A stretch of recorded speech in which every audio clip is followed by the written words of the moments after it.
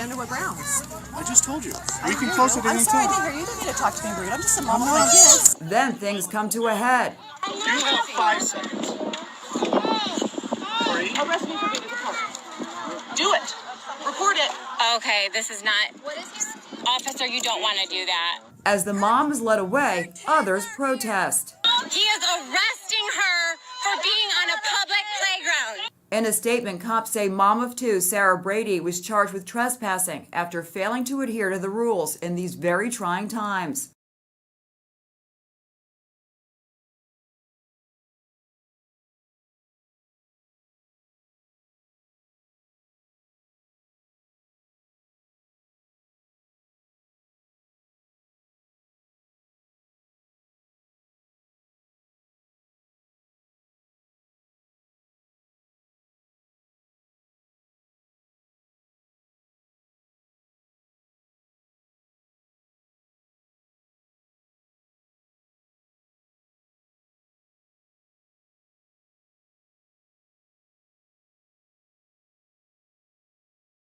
Not what's been portrayed in the media.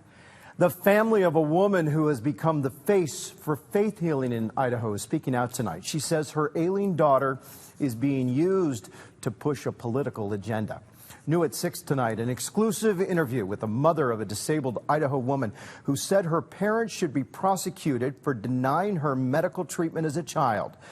Mariah Walton has become the poster person for a bill that would bring change to Idaho's faith healing laws. But now her family is speaking out, saying they weren't faith healers at all. Our Shannon Camp sat down with Mariah's family and joins us now with the story. Well, Mark, you just heard from Mariah's sister, Sarah. I was first contacted by Sarah last week. She told me she was conflicted about telling her story publicly for fear of damaging her relationship with her ailing sister. But today, both Sarah and her mother, Andra, say it's important for Idahoans to know that the truth is that they were not faith healers so that they can make an informed decision about a bill that affects children across the state. If I had had a surgery when I was 1 year old, I would have been just fine. Mariah Walton's story has tugged at the heartstrings of people across the world. For Mariah Walton, just breathing is a The Idaho girl who says her parents refused to take her to a doctor because they believed in healing through prayer. They used to pray over me, say, because, God's going to heal you, like just have faith and all kinds of stuff. Under Idaho law, parents are protected from prosecution if they refuse medical care because of their faith. And Mariah is now a spokesperson for a bill that would change the law if a child is in imminent risk of physical harm or death.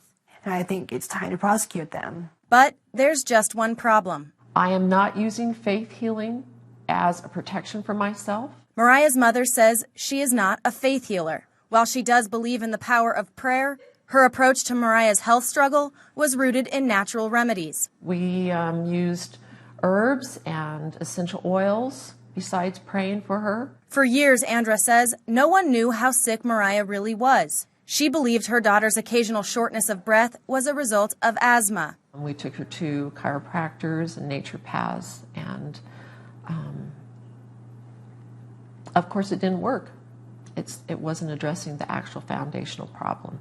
She was a normal kid. Her sickness was never interfering with her everyday routine. Sarah is one of Mariah's 8 older siblings. It makes it look like a big bunch of people turned a blind eye to a very sick child. And it's not the truth. Sarah said Mariah's health took a turn for the worse 2 years ago when complications from a blood transfusion landed her on life support. This came as a shock to all of us. Even Andra admits, had she known how sick Mariah really was, she would have taken her to see a doctor. And if I would have known that, we would have taken Mariah and gotten her surgery early on. Both Sarah and Andra say they fear that Mariah's story is being used to promote a bill that doesn't apply in her case. She is not the poster person for the Idaho faith healing bill. My kids can't put words in my mouth. My kids can't say, oh, Mom, you prayed for her, so it applies. It does not apply. And they both hope that soon they can get back to supporting Mariah as she faces this long road ahead. And I would like to tell Mariah, I'm so sorry. I'm so sorry. If I could just take you in my arms and hug you and tell you that I love you, and I wish that I could just make this all go away, I would do whatever I could. But I can't change it. I love Mariah. I would do anything for her.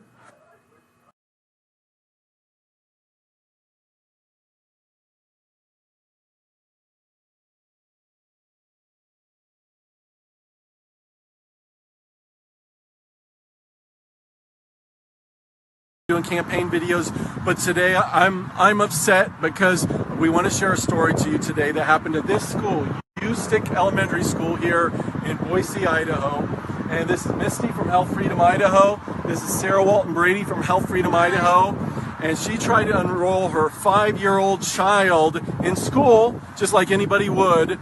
But we want to find out what happened. We want to tell all of Idaho what happened, because what happened was not right. So, Sarah, can you explain what happened to when you tried to enroll your 5-year-old child in school?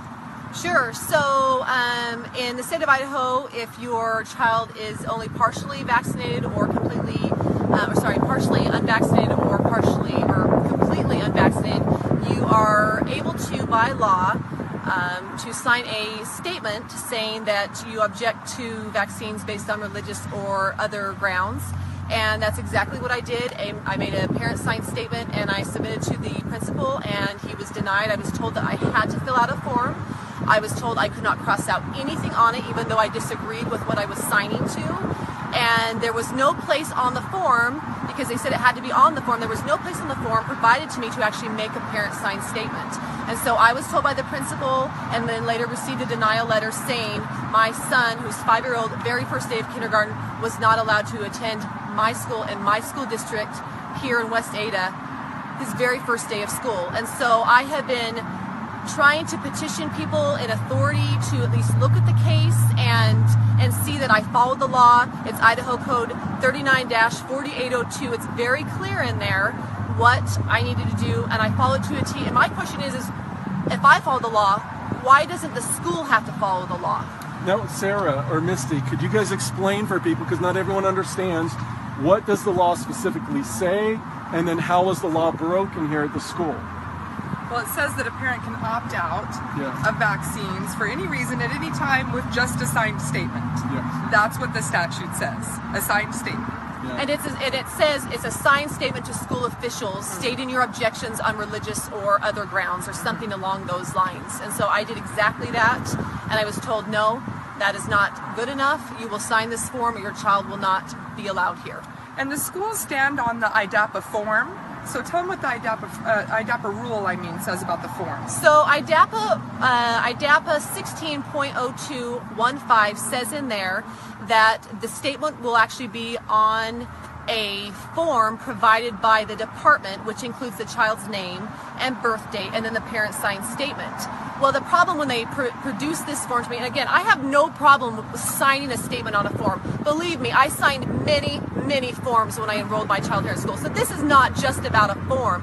This is about me being forced to sign a statement that A, did not originate for me, and I did not agree with.